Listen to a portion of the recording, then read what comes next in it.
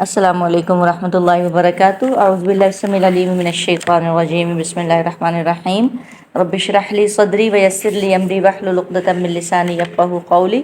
رب زدنی علما رب زدنی علما رب زدنی علما، اللہم فقہنی فی الدین، اللہم الہمنی رشدی واعذنی من شر نفسی، اللہم انفعنا بما علمتنا وعلمنا ما ینفعنا وزدنا علما، اللہم انا نسألک علما نافعا وعملا متقبلا ورزقا طیبا، اللہم انا نسألک حبک وحب من يحبك والعمل الذي يبلغنا حب، آمین اللہم آمین۔ سورۃ الاعراف پارہ نمبر 9 اور آیت نمبر 138 سے ہم شروع کریں گے اور 142 تک پڑھیں گے۔ وجاوزنا، اور پار اتار دیا ہم نے۔ جاوز کہاں سے نکلا؟ جوز سے، اور جوز کہتے ہیں وسط کو، اور وسط یعنی درمیانہ حصہ۔ جوز جیم واؤ زا ہی اس کا روٹ ہوگا، وسط، سینٹر۔ اچھا، اب وسط کیسے؟ جب آپ کسی چیز کے وسط میں چلے جاتے ہیں، جیسے مثال کے طور پر آپ دریا پار کر رہے ہیں یا کہیں کسی اور جگہ کے سینٹر میں آپ چلے گئے ہیں، تو پھر آپ کی فیلنگز کیا ہوتی ہیں کہ جیسے آپ نے کسی چیز کو اب آپ نے عبور کر ہی لیا، پار کر لیا، آپ پہنچنے والے ہیں، یعنی آپ کسی چیز کے سینٹر میں پہنچتے ہیں تو آپ سمجھ رہے ہوتے ہیں کہ بس اب آپ پہنچنے والے ہیں۔ تو اس لیے آیا، اس سے پہلے بھی ایک لفظ آیا یہاں ایک جالوت اور طالوت کے واقعے میں کہ فلما جاوزہ ہوا والذین آمنوا معہ، کہ جب پار کرا دیا اس کو جو اس کے ساتھ ایمان والے تھے اس کو۔ طاؤل جو طالوت تھا اس کے واقعے میں، ٹھیک ہے۔ طالوت اور جالوت میں کوئی ابھی وہ تو نہیں ہوتا آپ لوگوں کو یاد کرنے میں؟ اصل میں یہ آپ اس کو طاؤل بھی بول سکتے ہیں۔ اس بادشاہ کا نام یہ بھی تھا جو اس میں آتا ہے، آئی تھنک بائبل وغیرہ میں، انجیل وغیرہ میں یہ لفظ آتا ہے، تو پھر یہاں سے طالوت کو آپ یاد رکھ سکتے ہیں۔ وجاوزنا، پار اتار دیا ہم نے، ببنی اسرائیل، اور پار اتار دیا ہم نے بنی اسرائیل کو، البحر، سمندر کے، فاتوا، تو وہ آئے، عطا سے نکلا، علی قوم، ایسی قوم پر، یعکفون، جو جمے بیٹھے تھے۔ عقیفہ کہتے ہیں جم کر بیٹھنا، اور عقوف کیا ہوتا ہے؟ عین کاف فا اس کا روٹ ہوگا۔ عقوف کیا ہوتا ہے؟ تعظیم کے ساتھ کسی چیز کی طرف متوجہ ہونا اور وابستہ رہنا۔ اعتکاف کسے کہتے ہیں؟ اعتکاف میں کیا ہوتا ہے کہ عبادت کی نیت سے آپ مسجد میں ایک کونا لے لیتے ہیں، وہاں پر بیٹھ جاتے ہیں، ضرورت کے وقت یعنی آپ نے جو ہے وہ جانا ہے، ادروائز آپ نے مسجد سے باہر جو ہے وہ نہیں جانا، مطلب آپ عبادت کی نیت سے وہاں پر بیٹھ جاتے ہیں، لے لیتے ہیں، تو عقوف یہیں سے۔ تو عقیفہ جم کر بیٹھ جانا، جو بیٹھے ہوئے تھے علی اصنام، بتوں پر۔ صنم کہتے ہیں بت کو، اور ایسے بت کو کہ جو عبادت کے لیے بنایا گیا ہو۔ ایک ہوتا ہے اسٹیچو، مجسمہ اور صنم میں فرق ہے۔ اسٹیچو جو ہوتا ہے وہ آپ اکثر ڈیکوریشن کے لیے بھی بناتے ہیں، یادگار کے لیے بھی بناتے ہیں، جیسے اکثر اسٹیچوز بنے ہوتے ہیں، جیسے MBS کا بھی اسٹیچو بن چکا ہے۔ صنم اور چیز ہے، صنم اسپیشل جو ہے اس میں عبادت یا تعظیم کے لیے وہ بنایا جاتا ہے، وہ خواہ کسی جانور کا بت بنایا گیا ہو، کسی انسان کا بنایا گیا ہو، یا کسی ویسے ہی اس کو کوئی اور شیپ دے دی گئی ہو، اس کو صنم بولتے ہیں۔ تو علی اصنام، بتوں پر، لہم، اپنے، ایسے لوگوں پر جو جمے بیٹھے تھے بتوں پر، لہم، اپنے۔ اس کو تھوڑا سا دیکھیں کہ یہ قبیلہ لخم کے لوگ تھے۔ بعض نے کنانی عمالقہ کو کہا ہے کہ یہ عمالقہ کے لوگ تھے اس وقت جو، اور ان کے بت کس شکل کے تھے؟ گائے کے شکل کے، اور جو قبطی جو پوجا کرتے تھے وہ بھی گائے کی ہی پوجا کرتے تھے۔ اور آج بھی آپ دیکھ لیں کہ جو ریڈ ہائپر، جو سرخ گائے کو یہ پروان چڑھا رہے ہیں، اور ان کا ایک اسپیشل ان کی جگہ ہوتی ہے، تو یہ آج بھی گائے کی ہی پرستش کرتے ہیں۔ اور یہ جو بال نامی بت ہے، بال، یہ بھی اسی طرح سے ایک آپ دیکھیں کہ نر جو ہے وہ اسی کی شکل آ رہی ہے، یعنی اس کی۔ تو یہ قبیلہ لخم کے یا قنانی یا مالکہ کے لوگ تھے جو بیٹھے ہوئے تھے۔ اچھا، ہم نے بنی اسرائیل کو دریا سے پار اتار دیا، پس ان لوگوں کا ایک قوم پر گزر ہوا جو اپنے چند بتوں سے لگے بیٹھے تھے، علی اصنام لہم، اپنے بتوں سے جو انہوں نے بنا رکھے تھے۔ قالو، انہوں نے کہا، یا موسیٰ، اے موسیٰ، اجعل لنا، بنا ہمارے لیے، الہن، کوئی الہ۔ اب یہ بات کس نے کہی؟ بنی اسرائیل نے۔ جب انہوں نے یہ محسوس کیا کہ وجہ کیا تھی، کیونکہ پیچھے سے یہی چلتا آ رہا تھا، غلام قوم تھی۔ غلام کیا کرتے ہیں؟ کیونکہ غلام قوم تھی، اور غلامی میں کیا ہوتا ہے اصل میں غلامی، جب انسان غلام بن جاتا ہے نا تو وہ پھر تابع آ جاتا ہے، پھر وہ اس کا دماغ کام کرنا چھوڑ دیتا ہے۔ وہ بیڑیاں یہاں پر نہیں ہوتی، اصل میں بیڑیاں ہوتی ہیں ذہن پر، جو جسم جکڑا ہوا نہیں ہوتا، ذہن جکڑ لیا جاتا ہے۔ تو وہ ذہن ان کے بیڑیوں کے ساتھ ساتھ، جس طرح جو ان کے ساتھ سلوک ہوا بنی اسرائیل کے ساتھ ساتھ، ان کے ذہن بھی ویسے ہی ہو گئے تھے جیسے ہم لوگ ہو چکے ہیں نا۔ ہم ہر چیز کو ایکسیپٹ کر لیتے ہیں، ہمارے ساتھ جو مرضی سلوک ہو جائے، ہم نے جو ہے ہیبچول ہو جانا ہے، ہم نے اس کا عادی ہو جانا ہے، ہم نے اس کو ایکسیپٹ کر لینا ہے۔ مطلب اگر آپ ویسے تو الحمدللہ اللہ کا لاکھ لاکھ شکر ہے، لیکن اب جیسے لائٹ کا معاملہ چل رہا ہے تو اب ہم 2-3 دن تک اب ہم ایسے ہو جائیں گے کہ ہم اس کو ایکسیپٹ کر لیں گے، ٹھیک ہے۔ اور بھی اس کے علاوہ خیر بہت ساری چیزیں ہیں، جیسے اب ہمارے حکمران ہیں، ہم پر کون سی لوگ مسلط ہیں، مطلب کون سی قسم کے لوگ یہ مسلط ہیں، تو ہم انہیں ایکسیپٹ کیے بیٹھے ہیں نا اس طرح سے۔ تو بہرحال وہ بھی ان کے ساتھ رہ کے گائے کی پرستش کرتے سارا کچھ، تو انہوں نے بھی یہی بات ہی کہہ دی کہ اے موسیٰ، ہم بھی نا ایک محسوس، یعنی ایک صنم کی صورت میں جو ہے نا، وہ ہمیں بت کی صورت میں ہمیں بھی کوئی الہ بنا دے۔ اس کے لیے اصل میں مسئلہ پتہ ہے کیا ہوتا ہے؟ ایک جگہ پتہ ہے، ایک اسکالر کہتے ہیں کہ جو نادان قسم کا آدمی ہوتا ہے نا، وہ بے صورت معبود کی عبادت سے اس کی تسکین نہیں اس کو ملتی، یعنی جب تک کہ وہ اپنے معبود کو دیکھ نہ لے، اس کو تسکین نہیں ملتی، جو نادان اور جاہل قسم کے لوگ ہوتے ہیں۔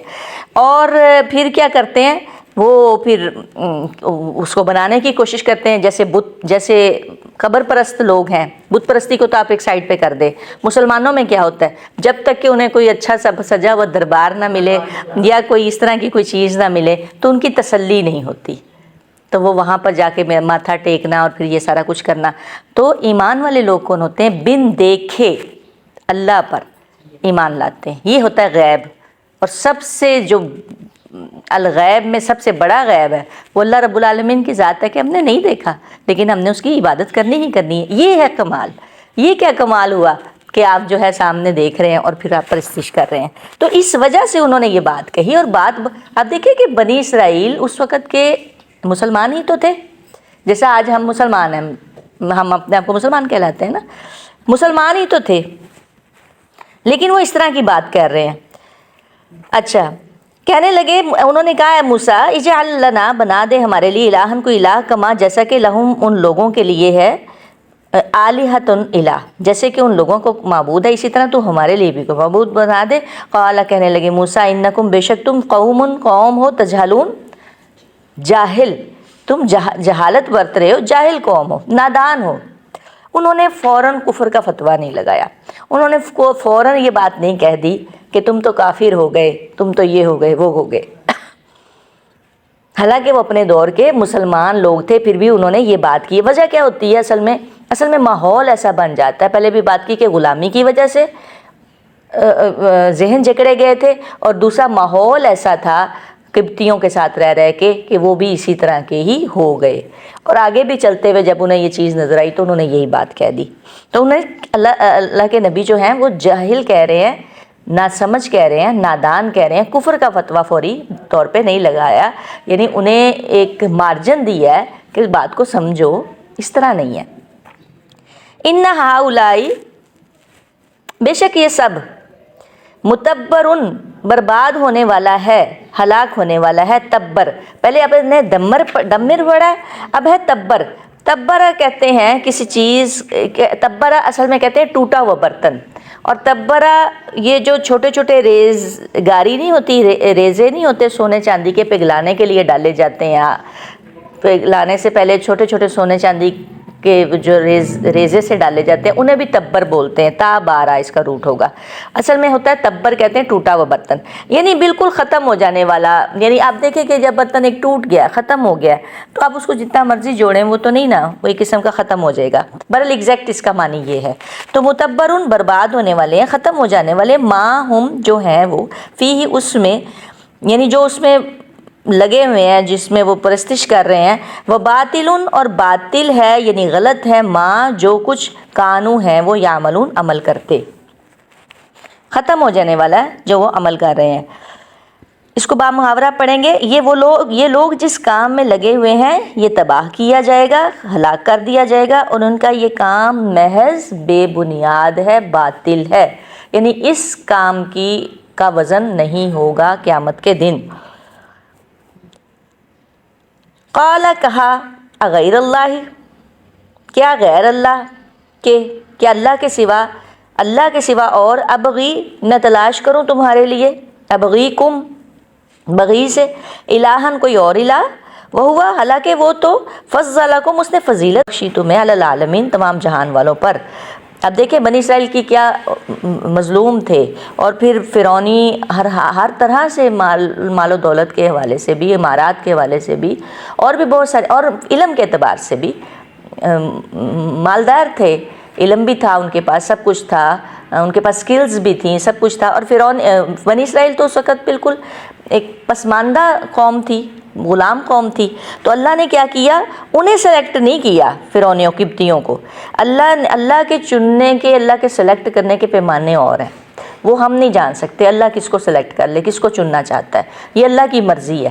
تو اللہ نے ایک غلام قوم کو سلیکٹ کیا ہے، حالانکہ یہ بنی اسرائیل تھے، ان کا اسٹیٹس تو تھا ہی، لیکن یہ ہے کہ چونکہ غلام اللہ نے انہیں سلیکٹ کیا ہے، تو اللہ کہہ رہے ہیں، اب موسیٰ علیہ السلام کا سمجھانے کا انداز دیکھیں، ایسے ہی ہم بھی سمجھا سکتے ہیں کہ آپ بات کو سمجھیں، آپ اپنا مقام تو دیکھیں، آپ کون ہیں، آپ رسول اللہ صلی اللہ علیہ وسلم کی امت ہیں، آپ صحابہ کرام کی اولاد ہیں، آپ خالد بن ولید کے بیٹے ہیں، آپ صلاح الدین ایوب کے بیٹے ہیں، اور آپ کیا کر رہے ہیں یہاں پہ، آپ امریکہ کو سجدہ کر رہے ہیں، آپ اس کی بات مان رہے ہیں۔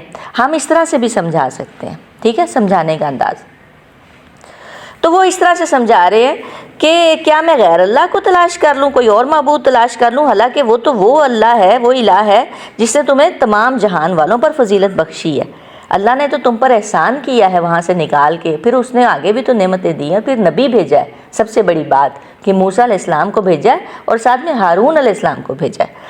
وَإِذْ أَنْجَيْنَاكُمْ، اب وہ یاد دلا رہے ہیں، حالانکہ بہت قریب کا واقعہ ہے، لیکن اب وہ یاد دلانا شروع ہو گئے ہیں، اور وہ وقت یاد کرو جب اس نے نجات دی تمہیں، ہم نے انجیناکم نجات دی ہم نے تمہیں من آل فرعون، آل فرعون سے، یسومونکم وہ چکھاتے تھے تمہیں، سوء العذاب برا عذاب، کیا عذاب تھا، یقتلون خوب قتل کرتے تھے، قتل یقتلو خوب قتل کرتے تھے، ابناکم تمہارے بیٹوں کو، ویستحیون اور وہ زندہ چھوڑ دیتے تھے، نساکم تمہاری عورتوں کو، بیٹیوں کو نہیں کہا، عورتوں کو کیوں کہا، بیٹیوں کو یہ بات نہیں آئی، عورت کی بات آئی، شاید مطلب مکمل عورت کی بات آئی ہے، یا وہ پیدائش کا ذریعہ تھی، یا کیا کچھ اس طرح سے، بہرحال وفی ذالکم، اور اس میں ذالکم کیا ہے، ذالکہ ہی ہے، ٹھیک ہے، یہ من ربکم کے وزن پر آ رہا ہے جو آگے لفظ آ رہا ہے، تو ذالکم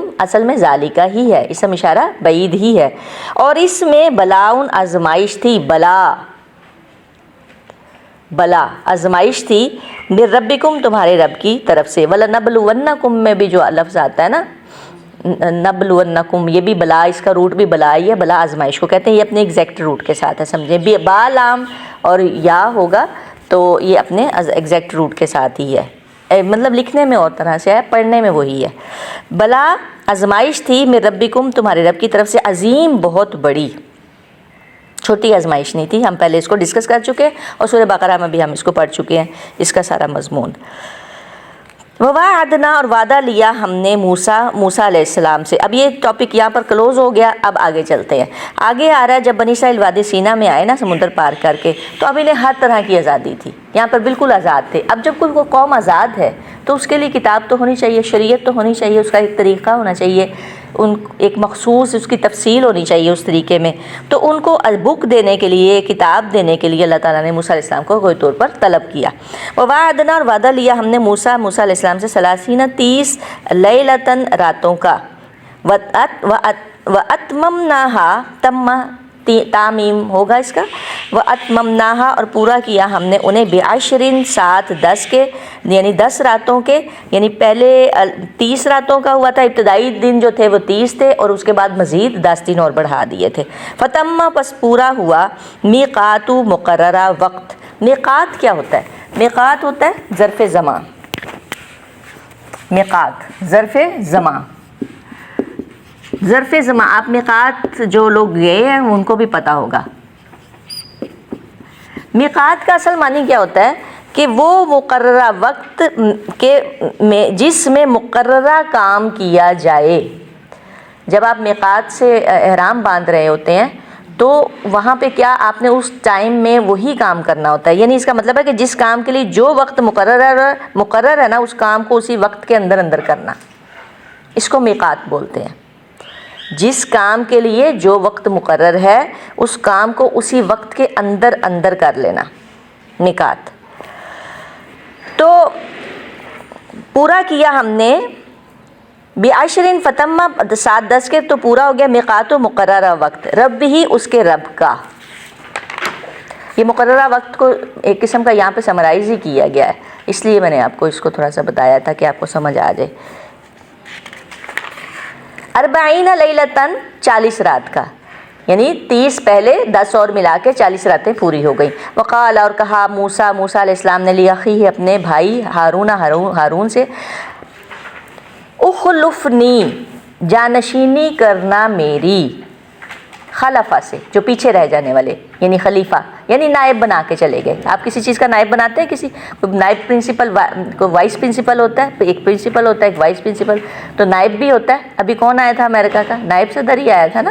تو اخلفنی جانشینی کرو میری, فی قومی میری قوم میں, واصلح اور اصلاح کرو, ولا اور نہ تتبع تم پیروی کرنا, سبیل المفسدین فسادیوں کے راستے کی. ساتھ میں یہ بھی کہہ گئے ہارون علیہ السلام بڑے تھے 3 سال, موسیٰ علیہ السلام چھوٹے تھے 3 سال. اب ہارون علیہ السلام تابع تھے کس میں؟ نبوت میں. حالانکہ چھوٹے بھائی تھے لیکن نبوت میں آپ کے تابع تھے. اسی طرح آپ یہ دیکھیں کہ اگر کوئی ٹیچر یا کوئی جس طرح استاد, اگر کوئی آپ کو چھوٹا مل گیا ہے, جو استاد مطلب میرے استاد محترم بھی مجھ سے چھوٹے تھے, تو استاد آپ کو چھوٹا مل گیا ہے تو آپ کے اوپر واجب ہے کہ آپ اس کی رسپیکٹ کریں. یہ نہ سمجھیں کہ یہ چھوٹا ہے تو اب ہم اس کو چھوٹا ہی سمجھ لیں. استاد ہی ہوتا ہے. تو اس بات کو میں بہت اچھے طریقے سے سمجھ سکتی ہوں کیونکہ میرے ٹیچر بھی مجھ سے چھوٹے تھے. تو لیکن بہرحال مقام جو ہے استاد کا وہ بڑا ہی ہے. تو اس لیے حالانکہ ہارون بڑے تھے لیکن موسیٰ علیہ السلام کا مقام زیادہ تھا. یہ آپ کو یاد ہوگا رب اشرح لی صدری ویسر لی امری میں جب لاسٹ میں جب دعا کر رہے تھے حضرت موسیٰ علیہ السلام, وجعل لی وزیرا من اہلی ہارون اخی, سورۃ طٰہٰ میں آیت نمبر دیکھ لیجئے گا 29-30 میں, کہ یہ اللہ موسیٰ علیہ السلام نے خود دعا مانگ کے اپنے ہارون جو بھائی ہیں ان کو لیا تھا, کیونکہ قوم جو تھی وہ پتہ تھا اللہ کے نبی کو کہ اب آگے جو ہے بہت بڑا معاملہ آنے والا ہے. اس وجہ سے اس آیت میں ہم یہیں تک پڑھیں گے. اس آیت میں ایک چیز آپ نوٹ کیجئے گا کہ موسیٰ علیہ السلام کو اللہ تعالیٰ نے کتاب دینے کے لیے ایک الگ جگہ مختص کی تھی. یعنی کیا وجہ تھی؟ آپ کو یاد ہوگا غار حرا کا واقعہ. غار حرا میں اللہ کے نبی کیوں چلے جایا کرتے تھے؟ یکسوئی کے لیے, بالکل قوم سے, لوگوں سے ہٹ کے آپ ایک اپنی جگہ سلیکٹ کر لیتے ہیں. کیا آپ نے اپنی غار حرا کوئی رکھی ہوئی ہے؟ ہر شخص کی اپنی ایک غار حرا ہوتی ہے. کبھی ایسے ہوا ہے کہ آپ کی بکس وہاں پڑی ہیں اور آپ کی جو بکس ہیں کبھی ان کی جگہ کہیں ہوتی ہے, آپ کے پین کی, آپ کے بیگ کی, آپ کی جگہ کبھی کوئی چینج ہوتی, کبھی ایسے ہوتا ہے؟ ایسے تو کتنا مطلب ایسے تو آپ یہ دیکھیں نا کہ ڈیلی آپ نے ایک جگہ مختص کی ہوتی ہے اپنی اسٹڈی کے لیے، وہ آپ کی ایک قسم کی غار حرا ہی ہے۔ تو اللہ کے نبی بھی غار حرا میں جایا کرتے تھے۔ موسیٰ علیہ السلام کو بھی اللہ تعالیٰ نے ایک سائڈ پہ یکسوئی کے لیے کہ تمام قوم سے ایک سائڈ پہ جا کے آپ بات کو سمجھیں۔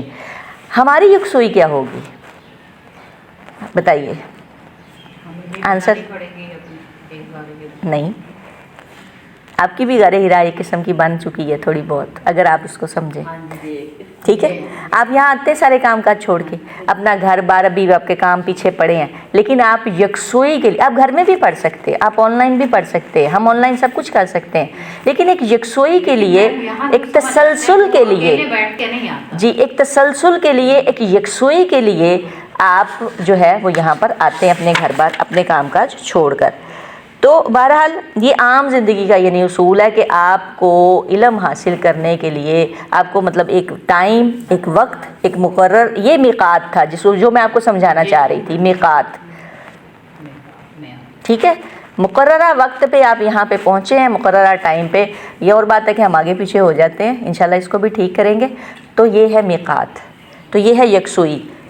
اور دیکھ لیجئے کہ ہر شخص کی اپنی اپنی ایک غار حرا ہوتی ہے، وہ کون سی ہوتی ہے؟ بہرحال جہاں پر انسان تمام دنیا سے ہٹ کے الگ ہو کے کوئی بات سوچ رہا ہوتا ہے، اللہ سے باتیں کر رہا ہوتا ہے، اللہ تعالیٰ سے مشورے کر رہا ہوتا ہے، اپنی بات منوا رہا ہوتا ہے، کچھ اس کی مان رہا ہوتا ہے، کچھ اپنی منوا رہا ہوتا ہے، یہ انسان کی۔ تو یہ ہمیں اس آیت سے یہ سبق ملتا ہے۔ سبحانک اللہم و بحمدک ونشہد ان لا الہ الا انت نستغفرک ونتوب الیک۔